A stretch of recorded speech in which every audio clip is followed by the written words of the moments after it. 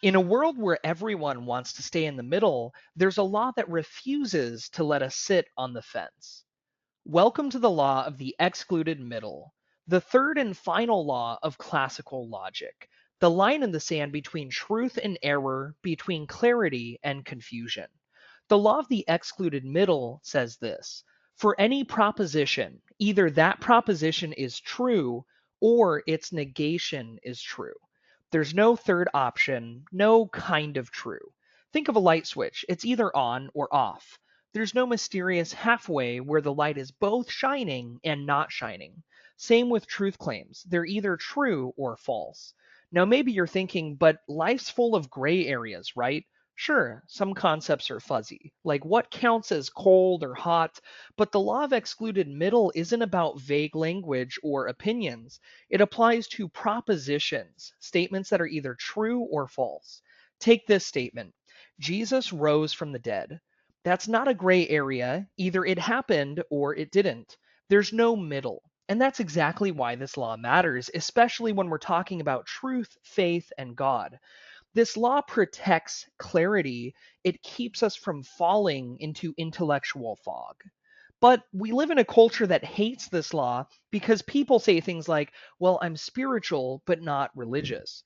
I'm not against Jesus, I'm just on the fence. Or worse, Christianity might be true for you, but not for me. That's a direct denial of the law of excluded middle because truth doesn't depend on who believes it. If God exists, he exists for everyone. If Jesus rose, he rose for everyone. If it's true, period. Let's try it out. The moon is made of cheese. That's either true or false, no third option.